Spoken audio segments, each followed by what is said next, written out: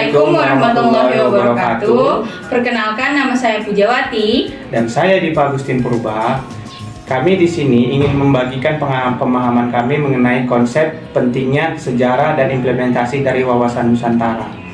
Wawasan Nusantara merupakan pandangan geopolitik Indonesia yang menekankan pentingnya kesatuan dan persatuan wilayah kepulauan sebagai satu kesatuan yang utuh, baik dalam aspek politik, ekonomi, sosial budaya, maupun pertahanan dan keamanan. Istilah Nusantara sendiri berasal dari kata Nusa yang berarti pulau dan antara yang berarti di antara, mencerminkan kondisi geografis Indonesia yang terdiri dari ribuan pulau yang tersebar di antara dua samudra dan dua benua. Awal mulanya, konsep wawasan Nusantara tidak hanya merujuk pada aspek geografis, tapi juga mempertegas persatuan nasional Indonesia di antara keberagaman geografis dan budaya yang ada. Konsep awal wawasan Nusantara pertama kali diperkenalkan oleh para tokoh nasional seperti Bapak Insinyur Soekarno dan Bapak Muhammad Hatta. Mereka menganggap Indonesia sebagai negara kepulauan terbesar di dunia yang memiliki kedudukan strategis di antara dua benua dan dua samudra. Pada tahun 1966, Bapak Soeharto mengumumkan bahwasannya Deklarasi Wawasan Nusantara yang menegaskan bahwa Indonesia adalah negara kepulauan terbesar yang menyatukan berbagai etnis, bahasa, dan budaya dalam satu kesatuan nasional yang utuh. Deklarasi ini menandai formalisasi konsep wawasan Nusantara dalam kebijakan nasional. Sejak deklarasi tersebut, wawasan Nusantara diimplementasikan dalam berbagai aspek pembangunan nasional, termasuk infrastruktur, ekonomi maritim, pertahanan, dan keamanan. Fokusnya adalah untuk memperkuat integrasi wilayah dan meningkatkan kesejahteraan rakyat di seluruh pelosok Indonesia. Indonesia juga menggunakan konsep wawasan Nusantara dalam kebijakan luar negerinya, khususnya dalam membangun hubungan yang harmonis dengan negara tetangga dan menjaga perdamaian serta stabilitas di kawasan Asia Tenggara. Indonesia juga aktif mempromosikan konsep wawasan Nusantara dalam forum internasional termasuk di ASEAN dan PBB.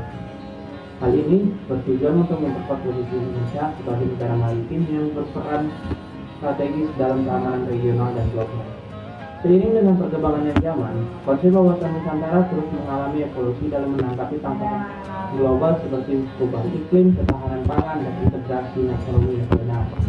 Pemerintah Indonesia terus berupaya untuk beradaptasi konsep ini dalam menghadapi dinamika global yang semakin kompleks. Dengan demikian, sejarah perkembangan wawasan Nusantara di Indonesia mencerminkan upaya untuk mengakui dan memanfaatkan potensi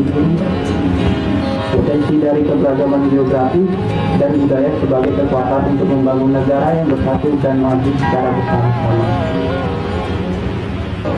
Konsep ini terus berlanjut sebagai landasan untuk membangun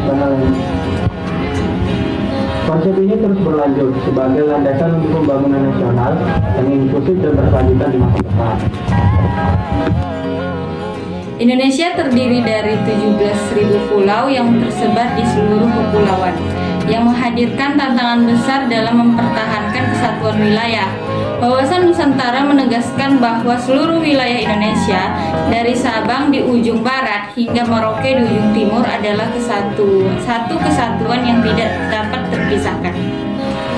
Untuk memperkuat kedaulatan Indonesia atas wilayahnya, termasuk laut teritorial dan zona ekonomi eksklusif yang luas, hal ini penting untuk menjaga keutuhan wilayah dari berbagai ancaman baik dari dalam maupun dari luar negeri. Sebagai negara kepulauan terbesar di dunia, Indonesia memiliki potensi ekonomi maritim yang besar. Konsep wawasan Nusantara mendorong pemanfaatan sumber daya alam yang melimpah di sepanjang garis pantai dan perairan dalam untuk meningkatkan kesejahteraan rakyat. Wawasan Nusantara memandang pertahanan dan keamanan nasional sebagai satu kesatuan yang utuh. Pengelolaan keamanan dari Sabang hingga Merauke dianggap krusial dalam menjaga stabilitas dan ketahanan negara terhadap berbagai ancaman, termasuk dari segi keamanan maritim dan perbatasan. Konsep wawasan Nusantara mendorong pemerataan pembangunan infrastruktur dan pelayanan publik di seluruh wilayah Indonesia, termasuk daerah-daerah terpencil dan terluar. Hal Hal ini bertujuan untuk mengurangi kesenjangan antar wilayah dan meningkatkan kualitas hidup seluruh rakyat Indonesia. Sebagai negara dengan letak geografis yang strategis, Indonesia berperan penting dalam geopolitik regional dan internasional. Wawasan Nusantara memandang Indonesia sebagai aktor utama dalam mendorong perdamaian, stabilitas, dan kerjasama di kawasan Asia Tenggara.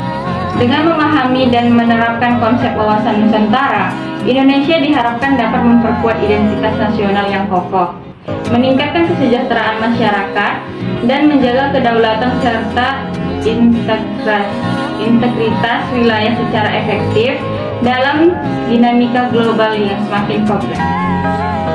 Pemerintah Indonesia telah mengimplementasikan berbagai kebijakan dan program untuk mempercepat program pembangunan di daerah terpencil dan perbatasan.